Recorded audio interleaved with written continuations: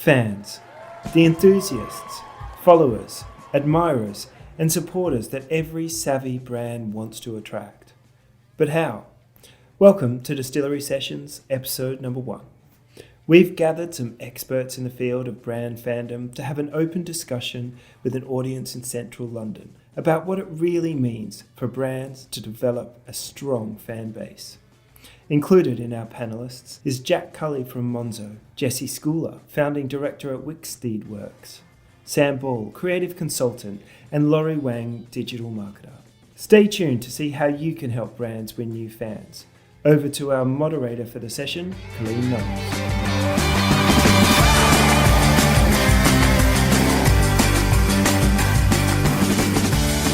We're going to introduce them to our four panelists, but just picking up on what Steve said, we're here to talk about fandom. And we're focusing on marketing and advertising and promotion and that kind of thing in this space. And it's a difficult world out there. How do you attract and how do you engage and how do you maintain what was commonly known as consumers, customers, audiences, and now the trend that is really sweeping through this space of fandom. So, to discuss our topic this evening, we have 4 speakers. I'll introduce all of them first off, so you know who's coming up. Jack is going to be our first speaker this evening. Jack works for Monzo, and he's going to be talking about his experience building a fan base there in their different departments, not just the lovely orange card that most of us have, the fangirls amongst us, but some of the other products and what it means to be a fan of that business. Jesse here is founding director of Wicksteed Works, which actually specialises in building direct consumer bases for artists in the music industry, and she's worked with some pretty big names, and I won't give away because I'm sure she'll talk about who she's worked with. Sam is a creative consultant. He was founder of Lean Mean Fighting Machine. If you know, the amazing digital company who was bought by MC Saatchi and is now touring different businesses and startups and consulting them in their creative endeavours and how they build fan bases and building their brands.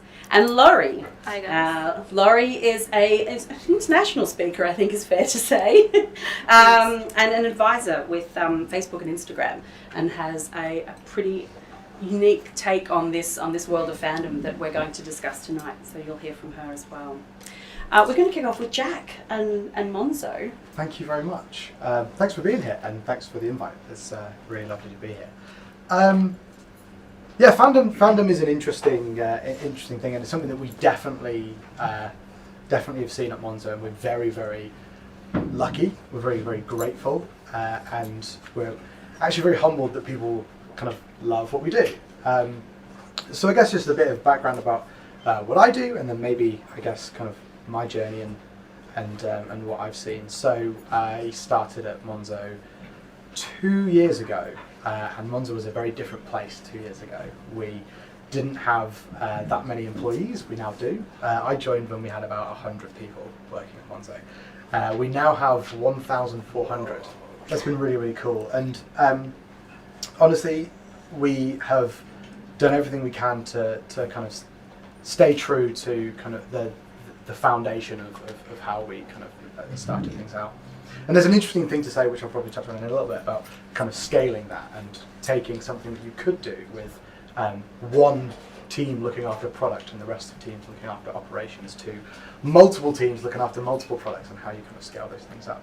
I actually started in a customer operations role. I was talking to customers every day, and I was kind of really at the coalface of hearing all of our problems and concerns and things like that. I'm now working in our product marketing function. There are 3 of us across multiple different products that we do. I've worked on our business banking proposition, which we've had a slow start in terms of rolling it out. We've been very deliberate about that because we want to engage with people and do, I guess, the fandom thing. And I've also worked on our main product, specifically around a few things that we've done recently. Get paid early, which is one of them. So if you get your salary paid into Monzo, you can get it the day before. Salary sorter, which is another thing that I've worked on, which is when you get paid, we put all your money into the different pots that you want them to be in. And then bills pots, which is another product that I worked on very recently, which is paying bills out of a pot. Really, really simple. So your water bill goes from a pot, which is a segregated part of your account, so you never see that money. It just gets paid in, it gets paid out when you need it. And then I'm now working on our loans and overdraft products in our kind of lending space. So there's a bunch of really cool things that I've worked on. I think a couple of things from a Fandom perspective for me. We're a bank. We're a regulated bank. We're regulated in exactly the same way that NatWest or Barclays or any of your high street banks are.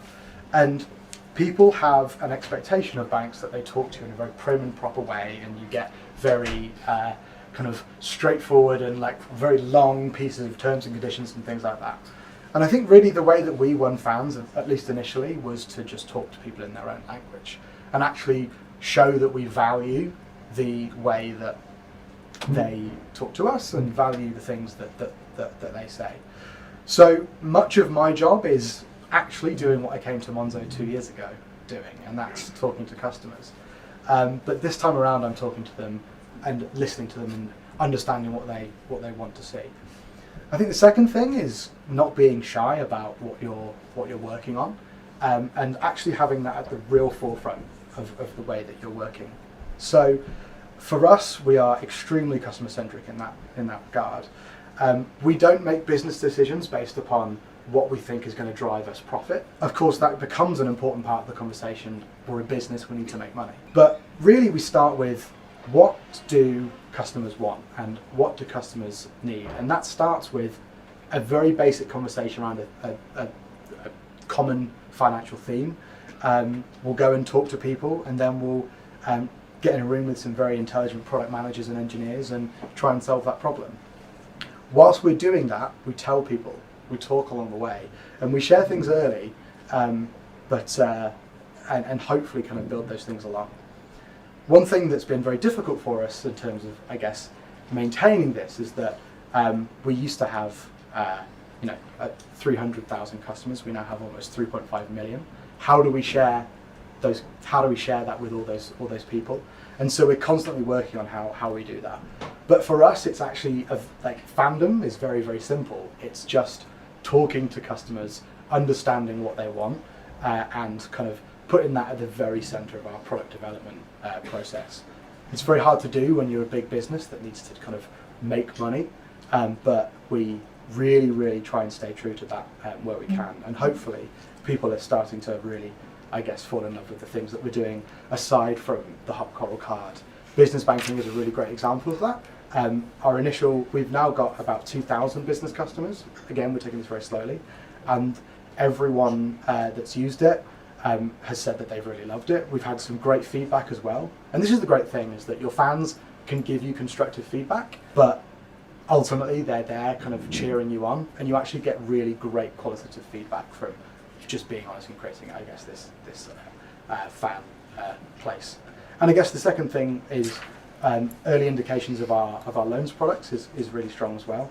I think it's something like 96% of people that finished their loan said they wanted another one because they loved the experience a lot. What's really, really cool about that is that we're building things that hopefully they really love, and that's because we're just talking to them. And I know that sounds really easy, but it's actually a very hard thing to achieve when you've got lots of priorities kind of going on across a business, especially when it's a regulated bank, I guess.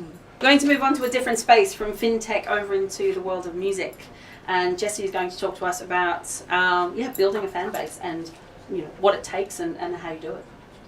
Thank you. It's really interesting once you dig a little bit deeper working with artists. So I work with a big range of music artists. I was very fortunate early on in my career to project manage a number of campaigns for Paul McCartney, which was amazing. Lots of stuff with Fatboy Slim, Sigur Rós, Jan Tiersen, Noel Gallagher. Most recently, probably the big name would be Mumford & Sons and Laura Marling. Not together, but they had the same name at the time. But one thing that I like to do if I am working with a new client or just having any kind of consultation with an artist is I usually start by saying to them what's important to you. What is it that you're passionate about? And this can be really, really interesting with an artist because they often they don't expect it. They have no idea why I'm asking them this question. They think I'm there to tell them how to build a mailing list, which I am. But I say to them, what is it that's important to you? How would you describe yourself if you weren't making any reference to the music that you make? And that can really give them pause for thought. And the reason that I ask that question is because I'm trying to help them to find ways of connecting with their audience in a way that's authentic to them. So they've all got communication channels that are hungry. The content machine, we all know, it needs feeding constantly.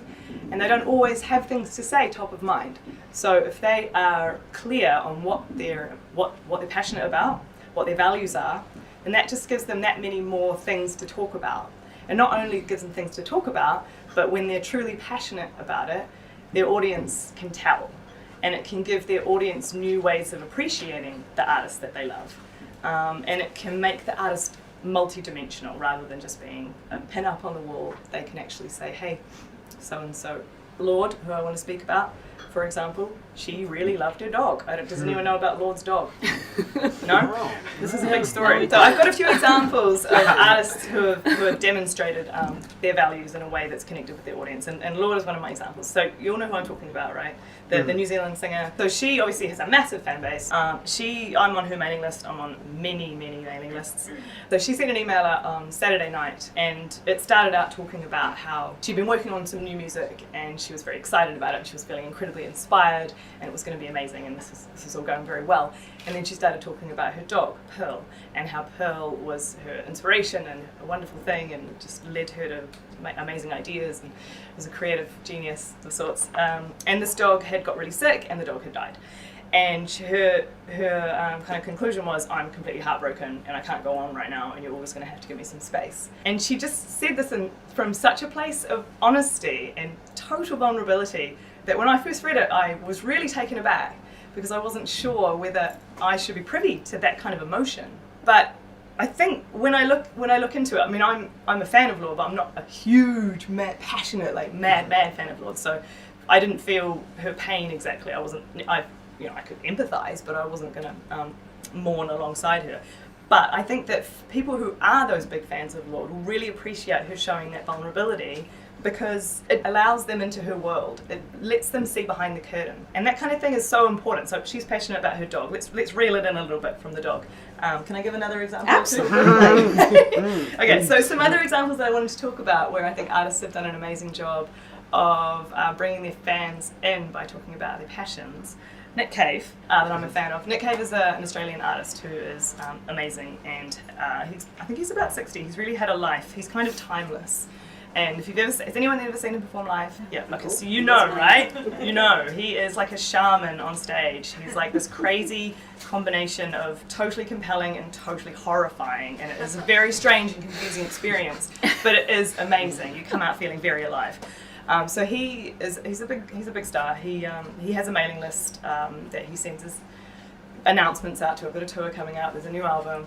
But last year in September, he set up a second mailing list called the Red Hand Files, and he invited the members of his existing list to join this secondary list with a personal email. And he said in this email, there will be no moderator. This will be between you and me. And that just gives me shivers because it's like, oh, I don't know if I want that. I don't know if I want that. But I do, but I don't. But it's incredible what he's done with this mailing list. What he does is he invites fans to submit questions.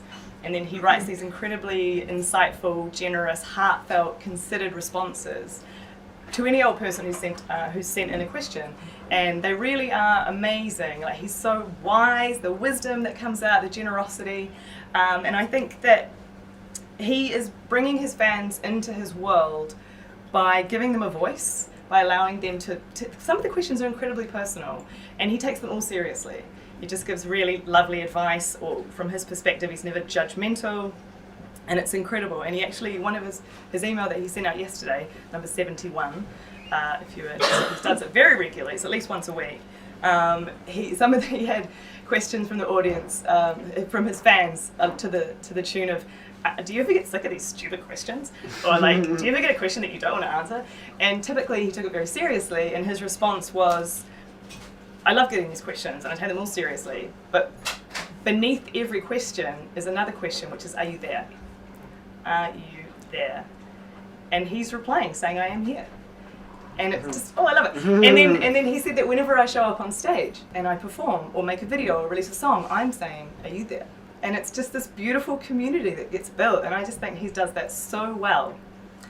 So yeah, Nick Cave is my I am a fan of his. That's the way I should put that. Thank you. Cool. Thank you. And Thanks. from the world of music, we're going to scooch on over to the world of a brand and the digital consultancy world.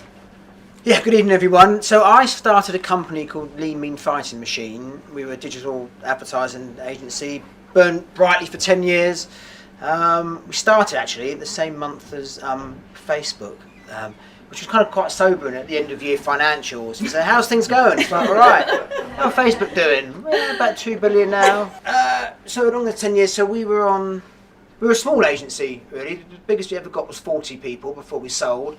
But when we were 26 people, we got on the Unilever roster. There was kind of us, one agency in London and 26 people, and the rest of the agencies were a big network, you know, the WPP agencies and the AKQAs, the rest of it.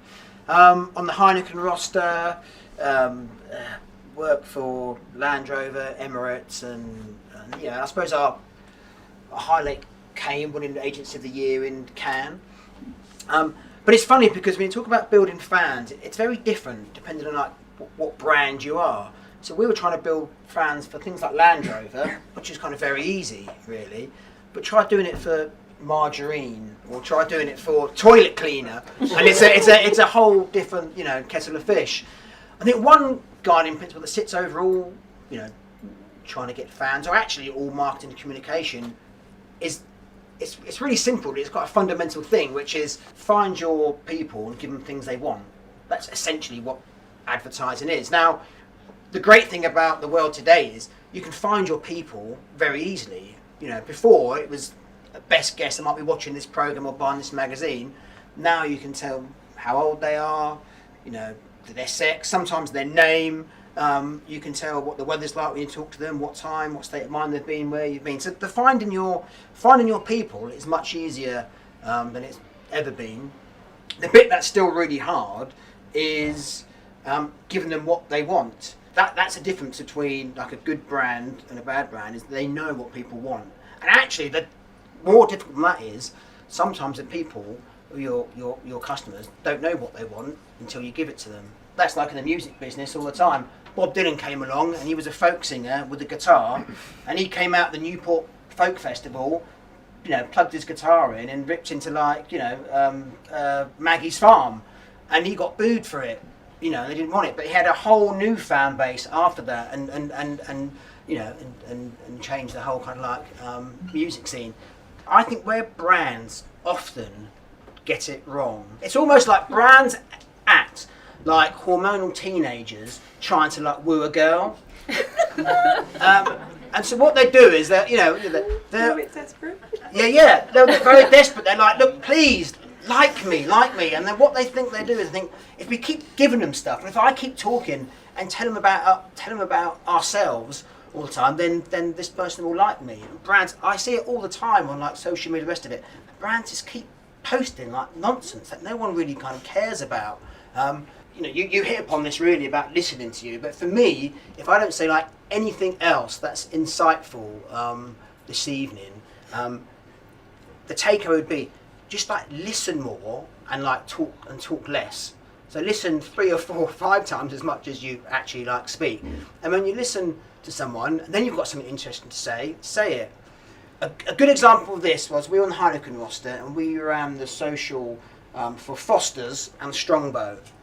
And we get the 2 briefs in from the client, and actually the target audience on the brief is really, really similar. It's 18 to 24-year-old, generally males. I mean, that was the bullseye target audience. Same lifestyle, same income. So you'd kind of think then the things you post, the things you'd say, would kind of resonate equally between a Foster's audience and the Strongbow audience. But we found that wasn't the case at all. So we started off giving them similar things. Obviously one was about cider and one was about lager. But for the Strongbow audience, they were so much more engaged in the in answering joining the competitions, reposting, liking, but the Foster's audience with a similar type of thing wouldn't do anything. So even despite how well you think you know your audience, it was only by us trying things and then failing on the Foster's audience and working on the Strongbow audience, and it takes a long time to build like a fan base and to understand your fan base, and we only did that by listening. And by the end, you start giving content for Foster's that actually wasn't about the drink at all. It had nothing to do with like Foster's, and the Strongbow one was much more connected with the actual drink and the place you're drinking it. So that would be my advice. Listen more than you talk, but also be careful, because the other thing is with Foster's, with the Strongbow thing, what's quite funny was, it's like brands spend a lot of money in their TV ads and the rest of it, portraying the perfect drinker. Usually, middle class males in their late 20s, not hip, but kind of like, on trend, so to speak. That's not the typical Foster's, the Strongbow drinker, believe me. So, you ask your community and say, it's Friday night, almost going on the pub time. And some of the stuff you'd get back were, fat hairy men in their 50s with like wife beater vests on, or like groups of like sweaty faced like girls getting drunk on Foster's. So yeah, that's it. If you do open up your talk to your fans, you really get to know who your fans are, and they're not the people that you portray them to be in your advertising. That's for sure. Moving from our lovely Strongbow audiences, Laurie, talk to us about your experience with fans. Yeah, I suppose I approach this from more of a personal brand perspective, and I'll talk more about why that's been so important in terms of building my journey so far. So I run a marketing consultancy, speaking, and also training company. And I do lots of different talks around the world, different conferences. I do training for corporates. But when I first started out in this space, I realized, given the amount of competition that's happening in my area, just by being out there as another company is not going to be enough. And I need to figure out a way to really stand myself out amongst the competition. So, my background is I started out working in the agency world, learning all about the dark arts of digital marketing, right? When Facebook was still called the Facebook. And from there on, then move on to Google, where I helped to roll out some of the digital training programs across the UK that some of you guys might have seen. And I think a big part of that is my personal branding that I built along the way. And somehow, along the way, as I was doing that, some of the other brands like Facebook and Instagram eventually also reached out to me to also be part of their campaigns and part of their advising team, because of the way that I'd be able to portray a very authentic brand about myself, but also about what I can show as values to my audience. So I was thinking very hard about this, because I realized I've been doing a lot of these things to cultivate fans without really doing it by checking up the mark. But when I was really had to summarize the kind of top 3 things that worked for me in my journey, is these 3 things. So number 1 is definitely authenticity, which I really identify with Jessie there. So when it comes to sharing your brand, about your story, the way that you can open up your vulnerability and sharing that side about you that others can identify with really helps. So one example is, for myself, as I was building my business, building my brand, a lot of times we are on social media and we tend to look at this perfect world that's out there. Everyone is sharing about their perfect selves, about what they're doing, kind of having amazing margaritas in the sun on a holiday. And sometimes, when you're in a really low period and you're scrolling through Instagram, let's say, you just might get that little bit of social media comparisonitis that I like to call. And you get really depressed, right? So I shared a post about this, I remember, with my audience, and this has been probably one of my most popular content pieces that I shared out there, and everyone really sent me just loads of positive messages and kind of feedbacks about what they're going through as well, because they really relate to what I shared about my vulnerability. And I think that itself really helps to connect your audience in a different dimension. And especially nowadays with so much automated messages going on, this can really help to stand out your brand, whether it's personal brand or business brand, across the board. And number 2 is value first. I think I always thought about what my audiences are, what their challenges are, what kind of things that they're looking for that might help them on their journey. Maybe it's in their businesses that they're looking to use a new strategy in their marketing strategy arsenal, or maybe it's a new type of social media platform that came out they don't yet understand.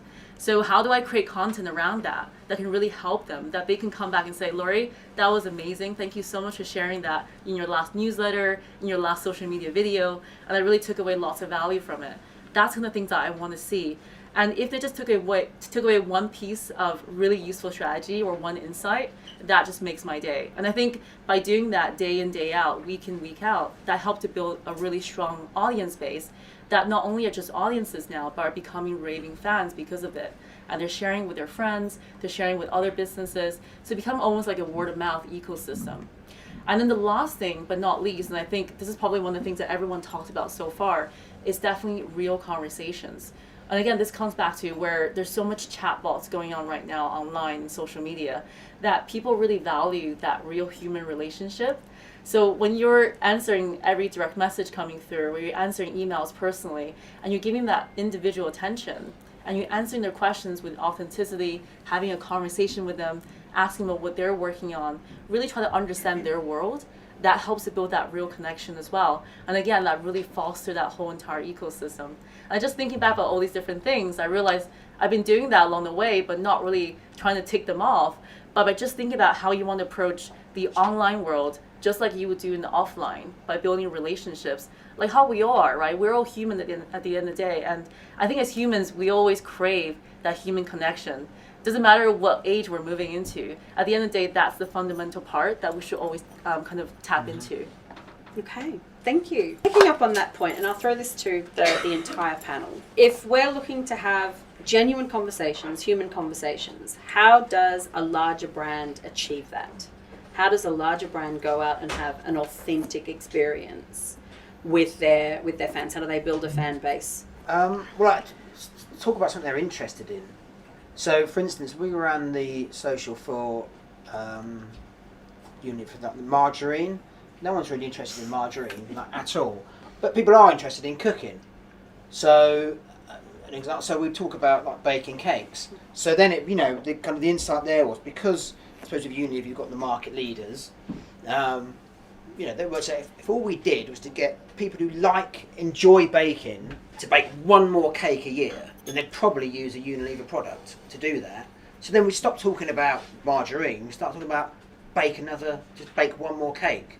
So we created this thing where we've got, from all around the world, it was like we've got 100 recipes, start from really easy to really like insanely difficult. And the idea was bake brave, and we challenged people just to go that one step over their comfort, level to bake. So find something they're interested in and talk about that. As long as your product's linked to it, obviously. That's a very specific example. For Land Rover, it was easy because you had the Land Rover R&D department thinking like, okay, we've got a see-through dashboard, and we've got this new, and but for the brands it's a bit harder. Find something connected to your project and products, and talk about that, not the actual thing. Jessie, did you have an example? Yeah, but his is way better. It's just so good to take something that seems dull in itself and to extrapolate it one step back. I mean, that's great. I love that. No, I was just going to say, and I guess it's a totally different example, but when I worked with Mumford & Sons, and they have quite a large fan base, some of you might have heard of them, they used to do Instagram. Ben, the keyboard player, is really cool with the fans, and he would do an Instagram live once a week. I'm not sure if he still does it. He would do it at like 5 o'clock every Friday or Tuesday or something. And sometimes he would be playing one of those pianos at King's Cross or something like that, or some other thing. But he would also spend some of that time calling one of the fans on the Instagram feed. You know how you can do that thing with Instagram Live? I don't know if you can still do it. You're doing an Instagram Live thing and you call someone and it splits the screen. So he'd be chatting to a fan, and it'd be a fan anywhere in the whole world. And it was, it was kind of unwatchable because the fan would just be like, ah. He'd be like, so what are you doing? How are you? But for that fan, that was incredible. So I think that, that's one way of taking a huge fan base and giving them the opportunity to have a conversation and to feel heard. It's a little bit different to margarine, so I don't know. But on the margarine front, you're obviously giving another opportunity for Unilever to make more money by also saying, if you bake one more cake, there is a direct correlation. Everything we do is to make more money. So, well, that's it. That's it. So with making money in mind, yeah, can you effectively measure put metrics around your fans and how much they're worth to you as a business? Jack? This is tough. So, I think for me, and for us, the key thing is like, and again, it comes back to this theme of listening. We really listen to people on social media. One I think pretty recent example is, and this is like mind blowing to me. Loads of people for Halloween went as Monzo cards, and we just didn't expect this at all. Like, why would you do that? But cool, man. Thank you so much. That's a really cool thing. And so we decided to, like, this was never on our plans because of course it wasn't. But we kind of like, instead of just kind of like just replying to people and saying, hey, that's great, well done, we decided to like really prominently feature them in all of our things for that day, right? So we really listen and like watch what's going on, and anytime anyone's posting anything about Monzo, it kind of maybe gains a bit of traction. The other thing is that people meme about Monzo a lot. So people, like a lot of people, like hate post about the fact that we tell them that they've spent all their money for a month, and we kind of turn that around and be like, and just kind of like, yeah, we know, sorry, kind of thing. And so I think, again, it kind of talks to this listening point, but like using actually kind of, I guess what you'd call it, user-generated content if you were talking about it in that way, but using people talking about you and giving those people a platform, because you have two benefits to that, right? As a customer, I feel like, oh my god, wow, like Monzo just retweeted me, that's cool. And the second thing is, that is actually a great marketing tool, right? Like, when someone else tells you that something is good, you believe it more than if someone tells you that you're good yourself. Social proof. Right? It's the whole social proof thing. And that's ultimately what made, I guess, Monzo grow very organically for a very long time and still does today. On measuring, I guess that is the measurement, right? Like, our organic growth with very little marketing spend is huge, and I think that's how we would probably measure it. You guys have a really strong network effect, though, right? I mean, I'm constantly saying to friends, if they've, you know, when it's split a bill, can I just Monzo it to you? And if they don't have Monzo, I'm like, can I just send you a code? Come on, what the hell? Right? So that must be a big thing for you guys in terms of spreading the word. It is. On a personal note, it frustrates the daylight out of me if I'm at a restaurant and I'm like, should we just split the bill? And like, well, no. Oh, come on, it's so easy. Of course you would say that. I guess the network effect is true as well. To be like really candid, we didn't do that deliberately. Like, there's no like big strategy behind it where we go, well, if we build this feature, that means that it will refer this many people. We, at the very beginning, and still to an extent now, I think we've started to think about the network effect and things like that, but at the very beginning and still to this stage now, we think about what's great and what we would really love to do, and then we do it. Alongside obviously listening and kind of just talking to people. I think those are two like really important things. Talking to someone like they're a human being rather than a customer, I think is, obviously they are customers, but you know what I mean? Like, we're not going to message them saying, dear person, we would like to know your thoughts on this. We say, hey, what do you think about this? And we hopefully get some cool things from that. Picking up on your point about people saying, don't tell me how much I'm spending. Is there such a thing as a bad fan? And do you still want them? Well, I think my Strongbow case would be... I'm going to go back to like two questions in one, really. It's kind of... you can't talk to everyone. You know what I mean? You can't talk to 3 million fans. So I would, if I was a brand, I would talk to my super fans almost, and let them do the rest of it. If someone dresses up in a Monzo card, they're obviously invested in the brand and they love it and, you know, what it means to them.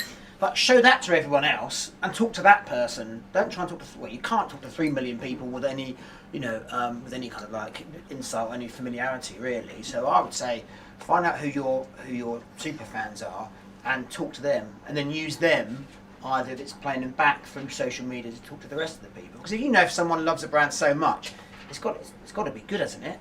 Do you know what I mean? So yeah, and someone else telling you that this brand's great or they're invested in it is way more powerful than the actual brand itself paying for it. So I'd put more spend into reaching fewer people, and in that way you'd actually probably get more reach or more authenticity for sure.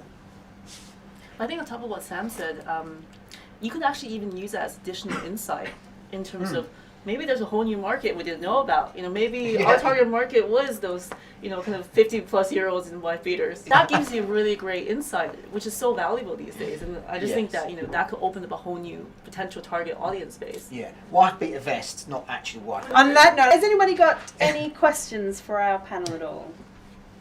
Yes. Hi. Hi. This is Christian. Questions aimed at all of you, but obviously interested from a banking perspective. But what's your strategy for rewarding fans? I know a lot of the banks do current account switches, and their whole, motivation to customers is to incentivize new customers. But other than Barclays, who do the Blue Rewards, it's not necessarily rewarding existing fans, and also in the music industry and other interests. So from a banking point of view, this is really interesting. This is really interesting. It's something that we're like very interested in at the moment, because the Monzo experience is better when you have all of your money in it. Like, it's better because you get all visibility of your spending. You get like all of your money in one place, so you can see where it all is and sticks together and things. We found actually that so all the other banks, the kind of the big high street banks, pay a lot for their customers. Like, they pay a lot of money.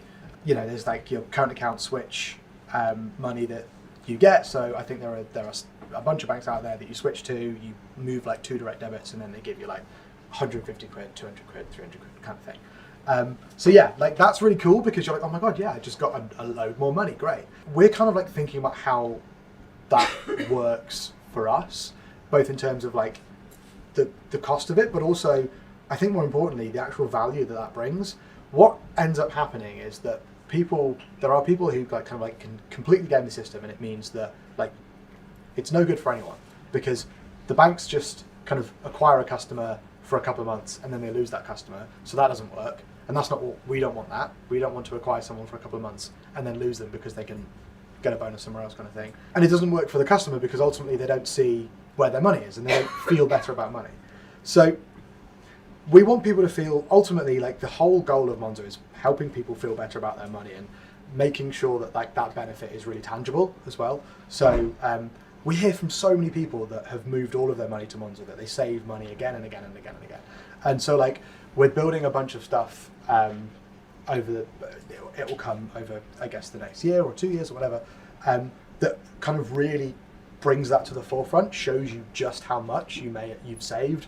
And that's even from like trivial things like having split the bill means that you didn't have to like pay for your mate for dinner, because you could just like send it to him and then he can pay it back when he's got money. You know what I mean? But is there space for kind of financial reward? We don't know. But we want to do it in a more thoughtful way than the way banks currently do it, because it's not cool. I don't think it's like a way that's beneficial for anyone. Certainly not for us. Certainly not for the customer. Any other reward comments? Yeah, I would say in music space, or in the creative space generally, has anyone heard of a platform called Patreon? Yeah. Yes. Patreon, yeah, cool. So it's a membership platform. Essentially, creators of all kinds will set up a program of benefits which give their community additional access to themselves. And looking into the motivation of people who choose to become patrons of creatives, whether they are YouTubers, podcasters, authors, musicians, they tend to be either benefit oriented or support oriented. Those are the two motivations. So if they're benefit oriented, they're willing to pay some money to become a patron of a creator in order to get access to the benefits that they're being given.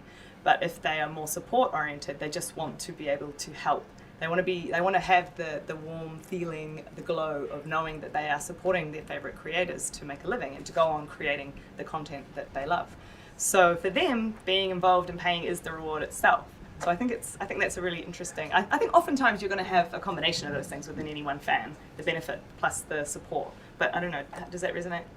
Yeah, no, I totally do. I think from a personal brand perspective, so for instance, like you mentioned, like authors and podcasters or just content creators in general, now, there is this different level of access that you can grant if people want to pay a little bit, kind of a membership fee in a way, and how you can retain them over time and kind of just engaging them with really useful things that they could use on a regular basis. So it could be maybe you go live on Instagram or Facebook groups or something like that to showcase a specific area of expertise that you have, to answer questions live, and they get that access to you on a regular basis. Or it could be just something useful that you send them on a monthly or weekly basis that they can get in their inbox and start using it straight away in whatever it is, either marketing, in music. So I think that in itself is a really interesting reward that we're seeing more and more now. That's coming on, but obviously that's that first layer, which is all about creating really useful content for free or engaging content for free. And then once you bring them into the ecosystem, that's when you retain and engage further. So, anyone else? Yeah, I had a question. Hi.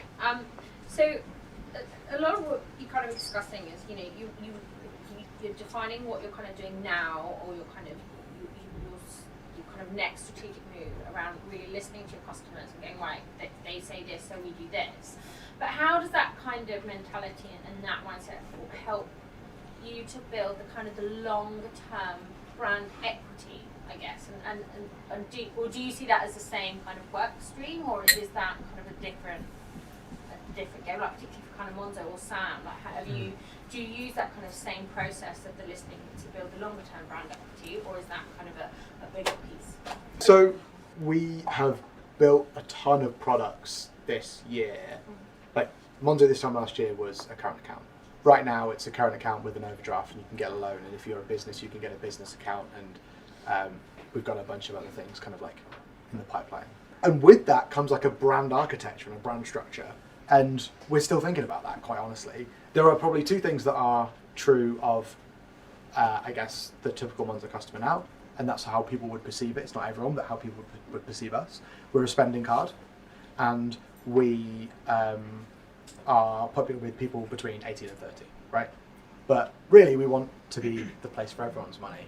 And how do we do that? Well, we offer more products that are, I guess, more compelling for people in different areas. But I think the proposition stays the same, right? It's we talk to you in human language. We listen to what you want to build.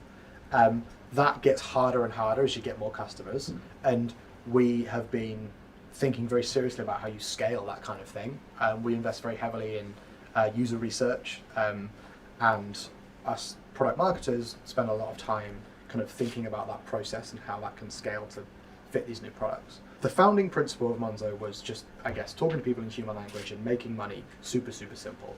And that applies to our spending card, but it also applies to our saving products, and it also applies to our lending products. And I think it will apply to any other product that we build in the future. And then in the future, if we start being like a bit more of a marketplace, we can get external products, we'd still impose that, I guess, core proposition. So I guess it's really like staying true. But we could have been in a place where our founding vision wasn't that kind of vision, and I honestly don't know how we would tackle that. We would probably, I guess the listening part would kind of come into that. But yeah, for sure, it's something that we're still trying to figure out. I would say that the building fans isn't the preserve of the marketing department. It has to run through the entire organisation, really. And it's not even about social media. I mean, that just happens to be a thing that we can talk about because you can have a two-way conversation easily. That's one small part about building fans. So I remember we did a project years ago, actually. We didn't really touch social media with it. It was for the International Herald Tribune, which I think now is the International New York Times. But, they were this kind of impartial paper that was like a daily newspaper that you'd get anywhere in the world. And they came to us with a brief and thought, this is fucking amazing. They get in all four corners of the world, you can pick this daily newspaper up. Remind the people who work for the International Herald Tribune what an amazing organisation they work for. So before we even did any advertising, which we did do in the end, before we do that, we need to advertise to the people within the building first. So we create this little passport, it's like a little book. A little passport about, the origins of the International Herald Tribune, stories they broke, why it's a fantastic organisation, and we got 100 of these made and passed it to everyone in the company before we did an advertising campaign, because unless they buy into it, unless you're a fan of the company you work at, there's no hope at all to convince anyone else that you're a fan. So that's where we started, really, in the organisation itself, and that was a long-term thing. People realised oh yeah, this is why I joined this company, or this is like why it's great, really. So yeah, to think more broadly about it, and it can have long-term effects of business growth. Thank you. Anybody else? We mentioned about having fans within the company. As the company grows, I find that with influencers, you find dilutes as well with it. How do you keep the momentum going? And in terms of creating fans, do you think it's more suited for start-up businesses or established businesses? If that makes sense. Because for example, Monzo, you could be like, yeah, we're creating fans. If Barclays, if I say create fans, like, sit back down, what's wrong with you? Is it more suited for the upcoming brands rather than established businesses? It's probably easier for smaller upcoming brands to get that right from the start. But I don't know. But someone else might be better suited to this question. I don't know. I mean, I think the big brand, it depends. Big brands can make like change in the world. So, for instance, I spoke about Unilever, Domestos, who really wants to talk online about like toilet cleaner. But then, they coupled with the World Toilet Day, so they actually work with sanitation in third world countries. So it's possible for a great big brand like Domestos to get fans. So we did this thing, which we called it Flush Tracker, and because in the West, you take it for granted. You go to the toilet and the thing just goes down. You flush the loo and that's it. But yeah, in like Africa and India and parts of the world, it's like they've got no sanitation. So we did this thing called Flush Tracker, which basically you could flush your poo. So when you went to the toilet, you could track your poo, you flush your poo, and you could track where it went. With your phone. So we mapped like we spent something like a 2 week thing to map all the sewage systems in the UK. The average speed a turd goes through the sewage system. And you could, so then you could put your code. So because no one talking about Domestos, but you could put your postcode in after the poo, and you could see where it went to your local. But it give you an alert when it got to its final destination. I think something happened. But then this thing was like picked up by the press, and it was like I remember actually it was on like I remember our account man, he was on a TV show in Ireland. So it was on a kids TV program. That suddenly went to the whole of Ireland, telling people about the importance of like sanitation through this little thing that Domestos did. The funny thing was his moniker on it was what's his name? Richard. It said underneath it was like Poo Man. So that was his nickname in the agency after that. But so that is like a big company that sells millions of these things, which it does great things in the world because it offsets package and the rest of it with bringing sanitation like around the world and doing something that raises the awareness of sanitation and raises lots of money, so that every time you bought it you got a bit of money. So I don't think it's necessarily easier for the smaller brands, because there'll be lots of small brands like Monzo who aren't as successful as Monzo. So for every Monzo that's a success, there'll be 50 other like banking brands that people owe big money. They've done it really well. So I wouldn't say it's harder I wouldn't say it's easier for the small brands. I think I think the thing is like having people who really love what they're doing inside the company, and then like feeling that they are contributing towards that thing that they're doing. Something that we have at Monzo is we have like this value of what we call default to transparency, which is effectively just, does this thing need to be in private? If it doesn't, then just put it in like a publicly facing place or channel. And that actually, so we do this, for example, to the wider public. Our tone of voice guide, which is basically just how to speak to humans in a way that's not banky. We have that on our website, and like anyone can use it, and that's really, really cool. In terms of the company, like I can, if I want to, I can see what's going on with our latest savings project. Like now, I can just go onto Slack and I can see exactly what's going on, because we have this real important thing about making sure that everything's in public, so everyone's got the context, everyone gets. And what the kind of like byproduct of that is that everyone gets really excited about everything, because I will bump into someone in the lift and they'll be like, oh my god, I just saw that thing that you were working on, how cool is that? And you're like, yeah, I know, and I saw that thing you're working on, how cool is that? You have to work on cool things to start with, right? But I think having a culture of, I guess, inclusion. Is that internally, or that's an internal thing? That's an internal thing, yeah. But we kind of argue about when things get public, right? Like if we're keeping it not public, we have to have a good reason why, and that changes as you become a big company, because when we were smaller, we could just release this like really scrappy feature, and people would be like, "Oh, I really want to help you build it. This is amazing, really cool." We can't put out scrappy features as much anymore because we've got 3.5 million bank customers, and we're a regulated bank, and we need to make sure that we're doing things in the right way. And people trust us with a lot of their money, and so we do less of the like bringing things out before they're ready, but we do bring early things out that are ready enough, and I think there's a difference. Do fans influence what you bring out earlier? Yeah, for sure. So Bill's Pots is a really good example of this. Yep. People want to be able to pay money from so they have, on Monzo you can put money aside into a pot. People for a long time, since pots have existed, have gone, I really just want to put all of my Bill's money into a separate little pot and then just forget about it for the month. And so people really wanted it for a really long time, and then we were just like, we have to do this, like we have to build this, and we have to build it now. It was always the plan to build it, but we just had to get it out because people were starting to talk about it a lot more. Sure. So yeah, definitely. Okay. I think I definitely agree with all these guys here, and the reason for that is I think you guys all talk about how you need to create things that people actually really want, right? And that comes back to product as well as marketing as well as the whole entire system. And I remember, sorry to stay on the toilet topic, a couple of years ago, so Charmin, which is a toilet paper company, they were thinking like, is there anything that we can actually do that's helpful for our target audience? So their target audience, they found out, were new parents who are constantly on the road a lot. This is in the US where they drive around highways all the time. So they came up with an app where you can actually see which toilets are the cleanest at each different pit stops for your kids. So now think about how often parents would take out that app to check, right? And next time they're in the toilet paper aisle, and again, just thinking about, if they do actually buy toilet paper that often, but next time in that aisle, they're probably going to think about Charmin as top of mind versus everyone else, just because they use it so often.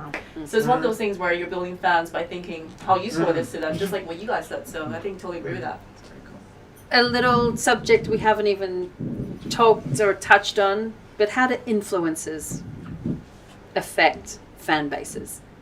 How do brands effectively partner with those people that have 180 million followers on Instagram in order to either build fan bases or support their growth?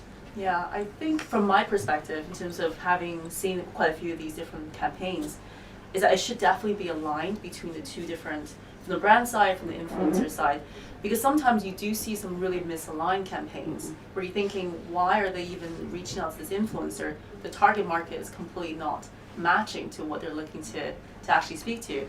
And the other thing is they need to give the influencers a little bit more creativity, a bit more freedom to do what they want to do with their content.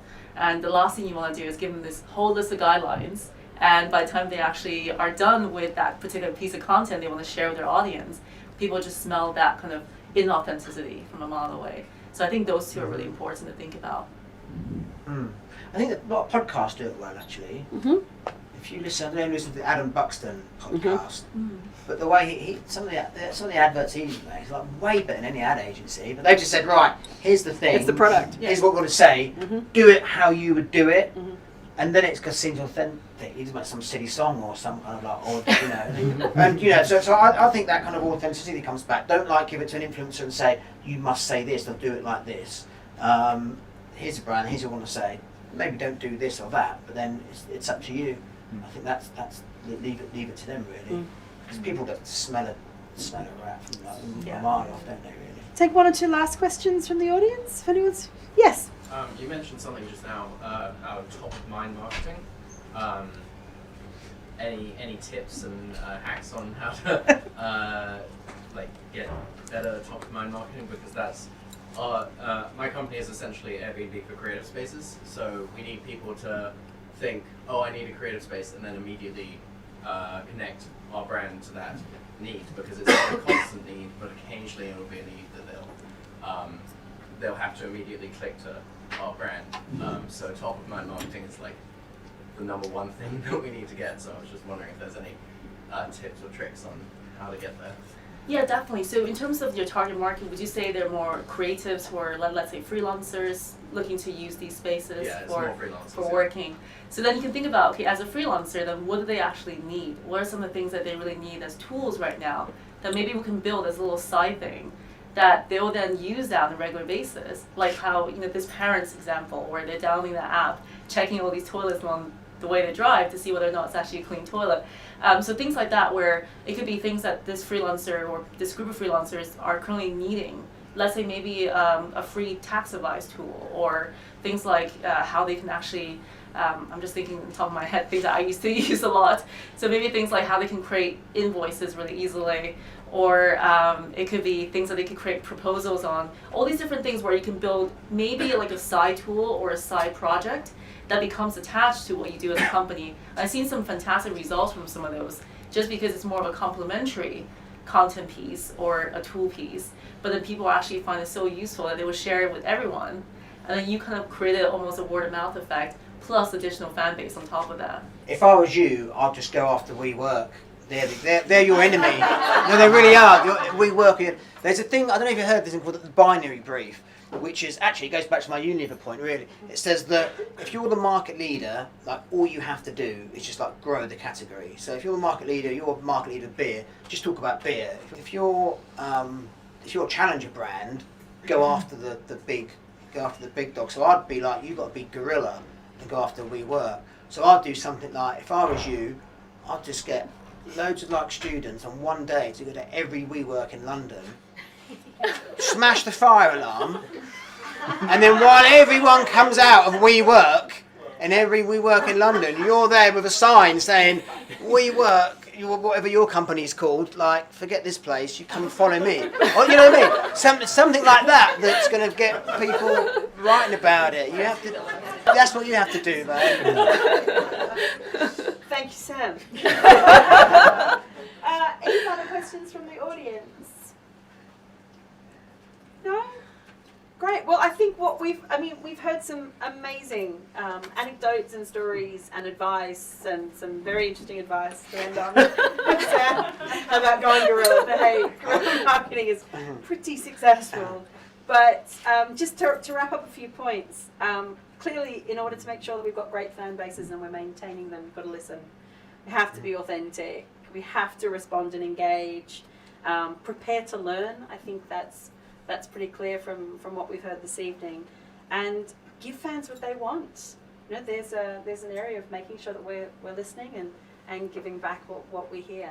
So I'd like to thank all of our speakers for their time and comments this evening. Thanks for tuning in and learning more about brands and fandom. At Distillery, we're always looking to grow and learn more, so we'd love to hear your thoughts and ideas. Send them our way on Twitter, Instagram and Facebook at We Are Distillery. And of course, don't forget to subscribe and rate us wherever you listen to your podcasts. See you next time for a discussion all around personalisation.